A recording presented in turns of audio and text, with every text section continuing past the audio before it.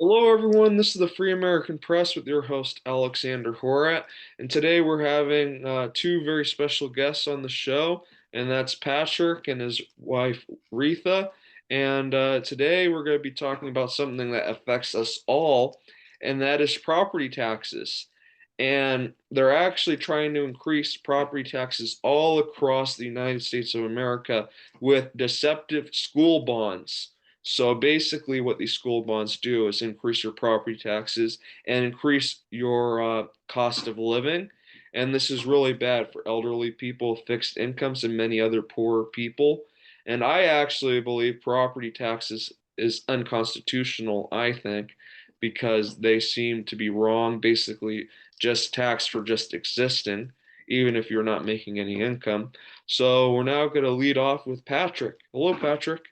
Hi there, Alex. Thank you so much for having us. And yes, what you said is correct, but in a very interesting way. We're talking about school bonds now. The property taxes, we'll put that aside for a second. School bonds are basically a mechanism for schools to raise funds to build a new school building, but that's originally what it was. But now it's like AstroTurf, new bleachers, doing all kinds of squirrely things at the school that really weren't intended originally for the idea of doing a bond. So there's oftentimes in a district, there's two types of funding. There's something called a levy for the school, and that's the original bond that never goes away. And then you have bonds for improvements, upgrades, buildings, that sort of thing. That's separate. And we're going to be talking not necessarily about the levy today, but about the bonds for construction and new projects within your schools. So that's kind of what we want to hit on today because, as you said, it is a tax increase. However, what most people will see on the ballot across the nation is a no tax increase bond issue. That is actually very deceptive. The state of Texas decided so. They've made that illegal language to use on the ballot. So it's a horizontal increase. So you extend, if your bond that you currently have that's like, whatever, 20, almost 20 years old, it's 18 years old, it's about to drop off and you're about to get relief on your personal property and your property tax. What they do is they just extend that out another 20 years Hmm, so that you don't get any tax relief. So technically, it is raising your taxes. right. So a lot of people think, well, no, the school is being accurate because my taxes don't go up. So they don't go up; they just stay the same for another 18 years. That is, in fact, a tax increase. So that's the deception in the language, but also they're using something else too. We'll bring Retha on in a second here to talk about some of this as well. But that is literally new language they're putting in where they're saying, Retha, what's the language on it? Estimated to remain unchanged. It's not necessarily Thank you. new, but it's becoming more and more prevalent.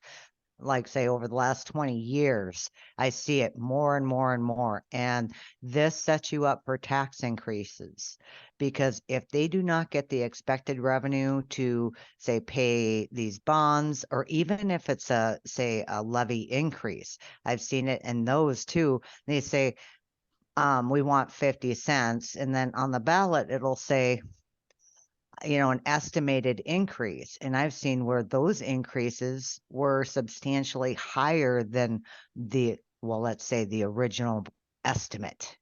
So estimated to remain unchanged, I I advise, well, if it's on there, that gives them a massive open door for tax increases if they don't get, the revenue that they want or need. Because when you go and approve these bonds, those bonds are based on expected increases in revenue. It's average, say it's 4% increase in revenue for existing and new construction.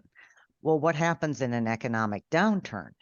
Well, then, they may not get that 4% or whatever it was that they based that loan on.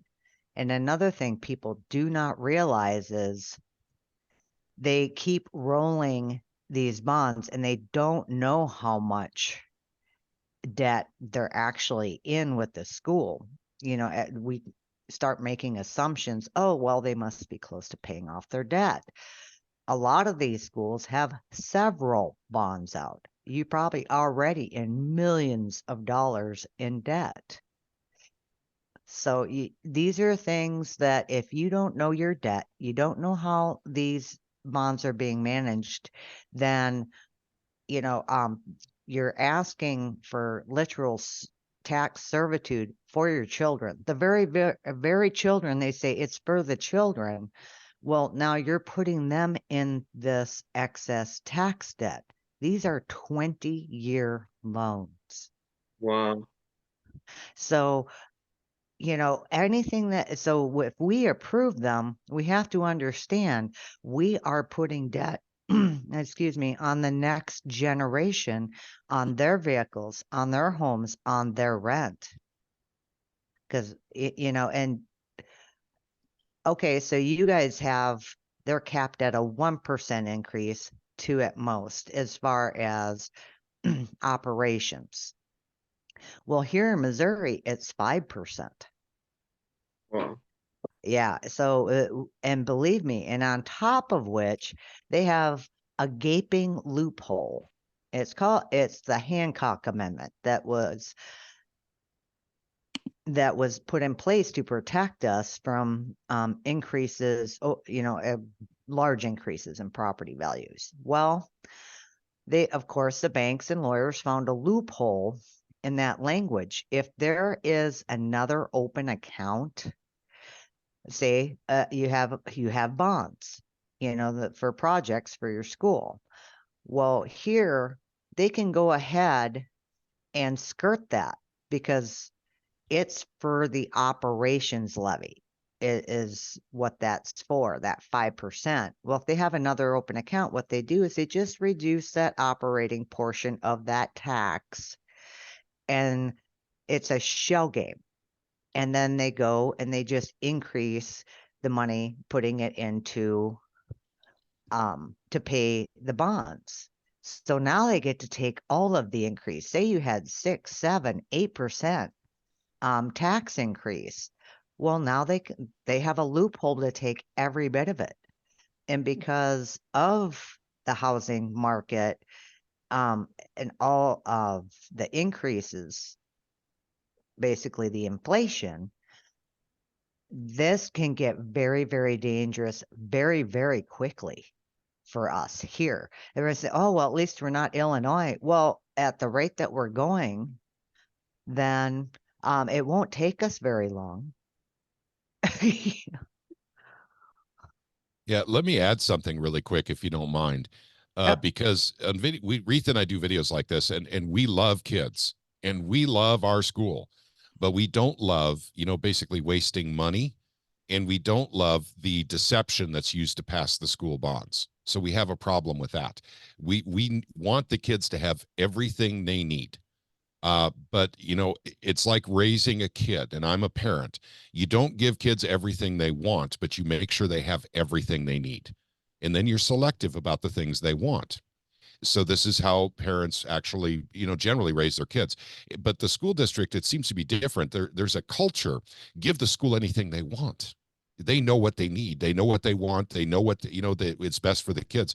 The fact of the matter is, I've got to say something here, and then we got to bring in Maria here because she's got an interesting perspective on this, and that is the companies that are the bonding companies, the financial companies that provide the bonds to the schools, sell the bonds that are involved with most of these, or many of these school districts are actually partnered with the World Economic Forum.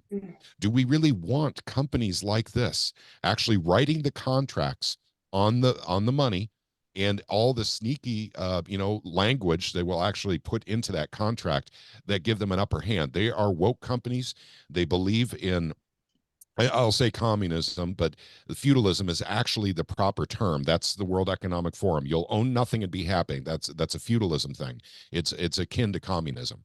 And do we really want these companies to actually running these bonds and also writing the contracts for them? So that's something else. But we love kids. We love our schools. We just want them to be very responsible with all the money they get. And I'm sorry, I'm going to be quiet here. Maria, would you mind chiming in? Sure. Well, how Rita said that Missouri's on the road to Illinois. I think everybody seems to be on the road to California. because of course we had the worst of the worst here. We have had since 1978 something called Proposition 13, which has basically is being a freezing on the property tax base of their taxes for their home, for all the homes and properties. So basically, they're only allowed to tax to increase anywhere from 1 to 2% per year. But that now is about to change, and they're claiming that this proposition, this tax relief that we have had, has affected the home ownership because there's not enough turnover of homes, and so people cannot buy properties that say the elderly have owned for a long time. And so now they want to change that, and they want to make it so that properties will be assessed every couple of years. And so that's going to really add just another layer of unaffordability in our state. We already have the rising cost of homeowners insurance. Of course, we have inflation and of course, property values. And now with this, it's just going to make it really difficult for an 80-year-old lady who has owned her home since 1976 to now be able to afford the property taxes on her home, where, her home might be valued at $1 million now. And I'm talking about a little home, might be valued at $1 million, and she's only paying $1,500 a year in property taxes. Well, now, that might change.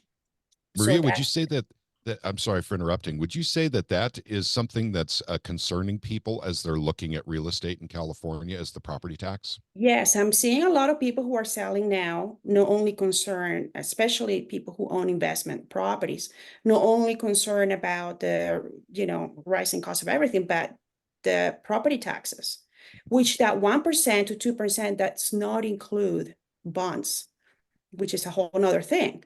So for bonds now, they have a crisis going on here in the state where they don't have enough money to fund new schools. And they're saying that we have the construction of new schools.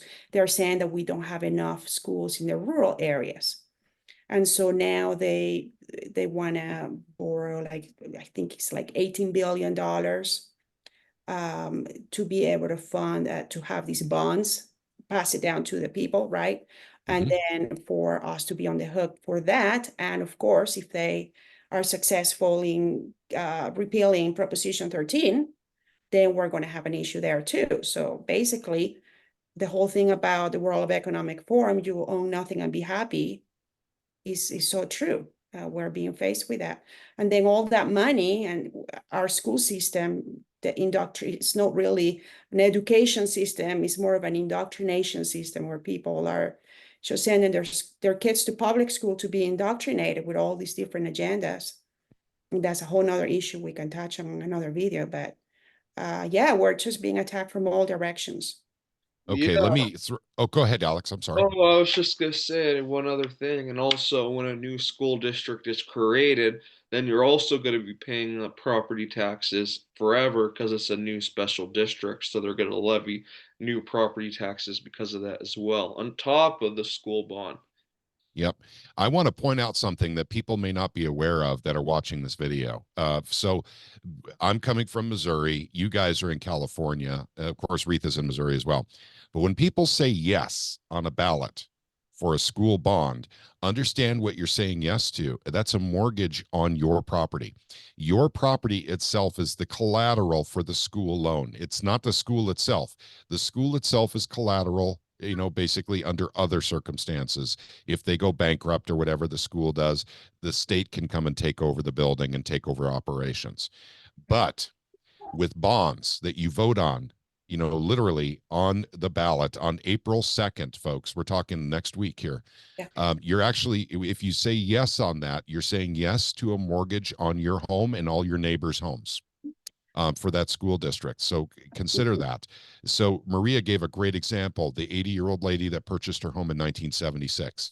She can't afford increases. You know, she's on a fixed income, and you will literally force her out of her home. Now, I don't tell people how to vote. I don't. In the Missouri Freedom Initiative, we don't do that ever.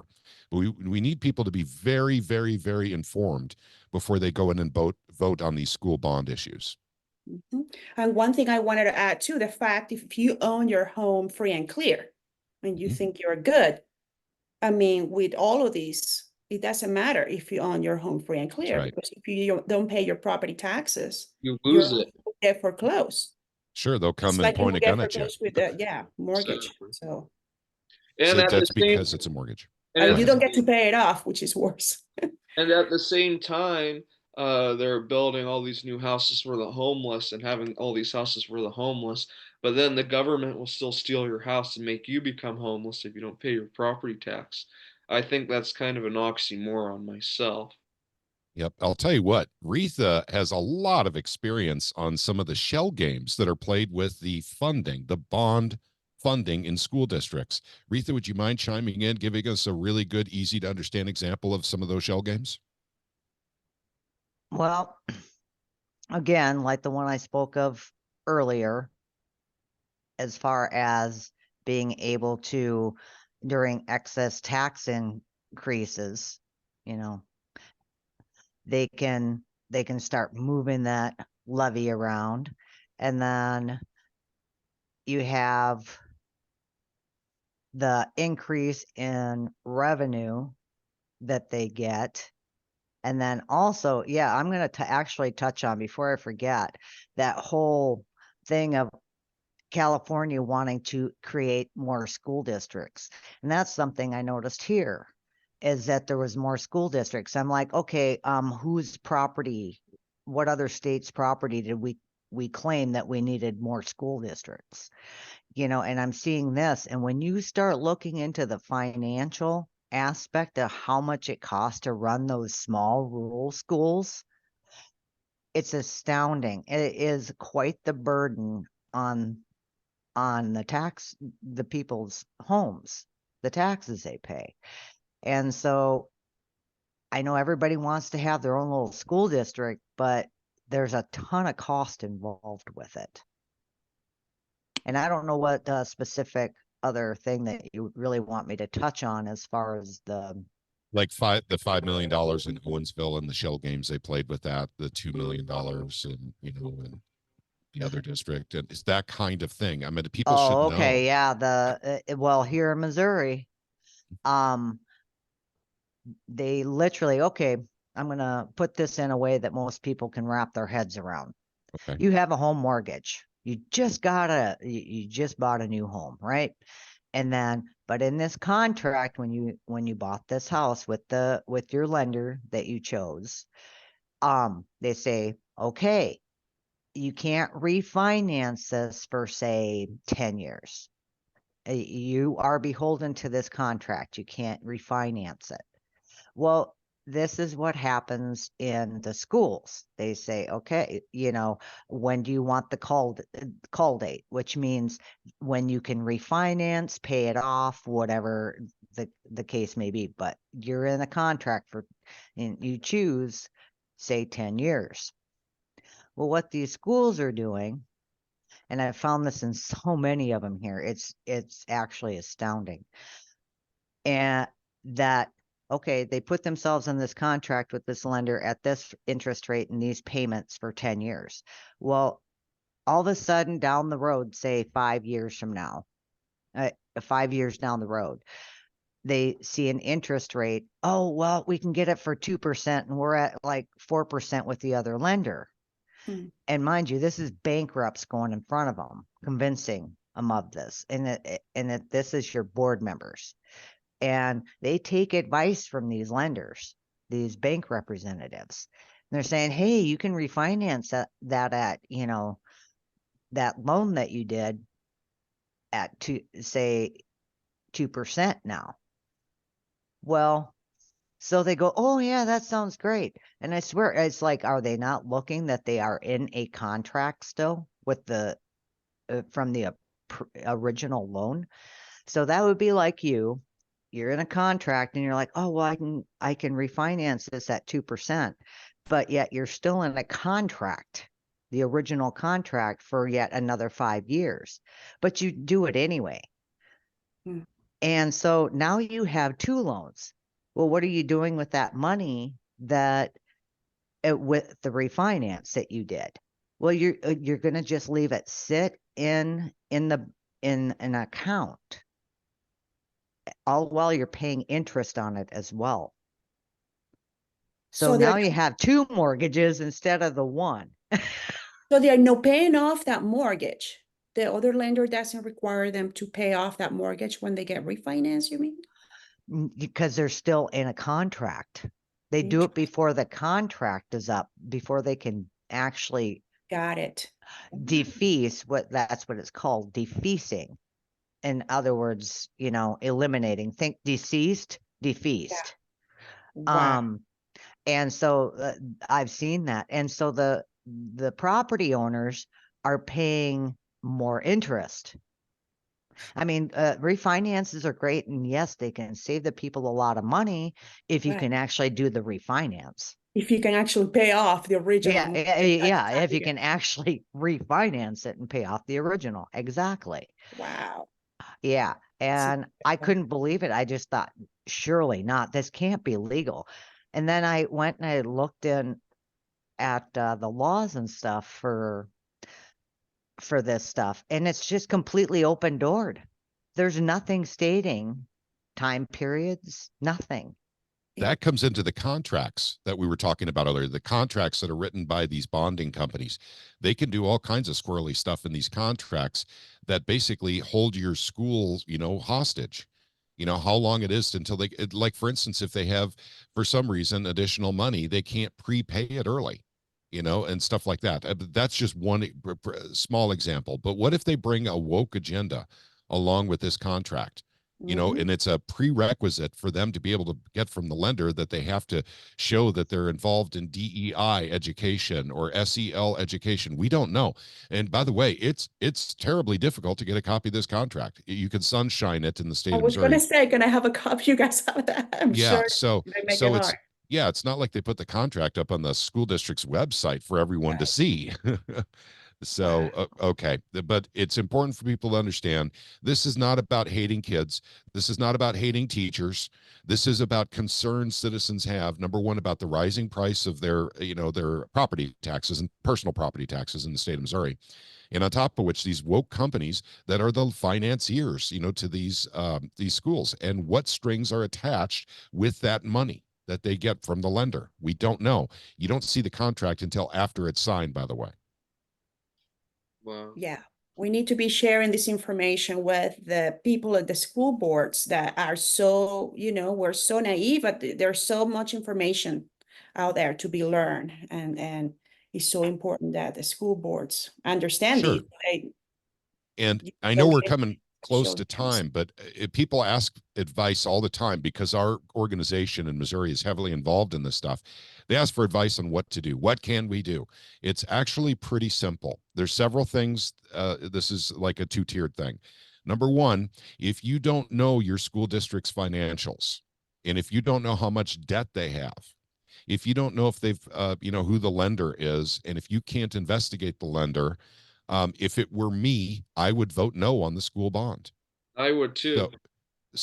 But I also, by the way, everyone gets to vote the way they want to. I'm not telling folks how to vote, but one more thing is really important. We haven't talked about this is school board members, because a lot of people are up for election also on the same ballot across the country for school board. If you have time, this is critical. If you have time, contact everyone who's running and ask them if they want local control of the school. In other words, community control, or if they're okay with state and federal control of the school district, and let them know that that's the only guideline you're interested in for voting. And so if they don't respond to you, if they don't return your message on, if you have to find them on Facebook, or if they have a campaign they're running and it's easy to get a hold of them, I don't know.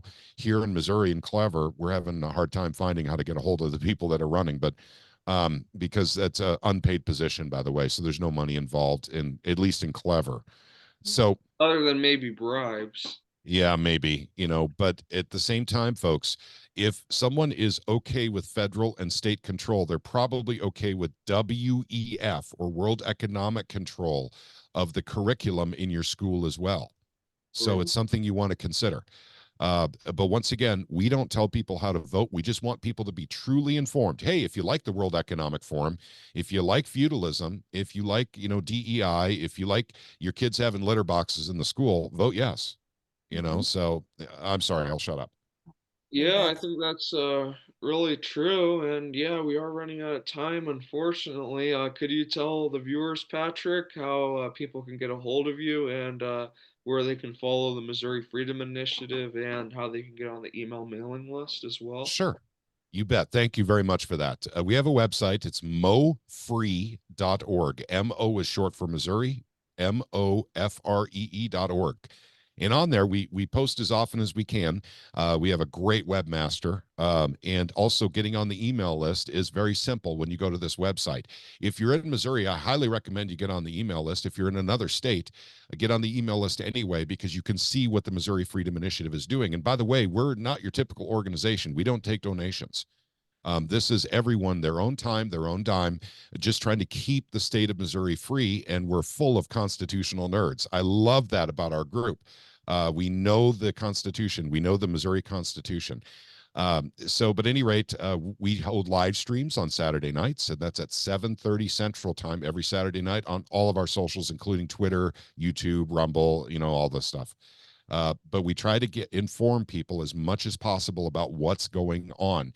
And this coming up Saturday night, we will definitely be talking about the school bonds on the ballot, and also we'll be talking about, the things you should be asking for people running for a school board position within your district. Yeah, that's great, Patrick. And I'd just like to thank all the viewers for watching, my mom, Retha, and you, Patrick, especially, for doing this video. And I just hope everyone has a good rest of your day. Thank you, Alex. God You bless you, too. man. God thank you. bless. Thank you, guys. Bye. Thank you.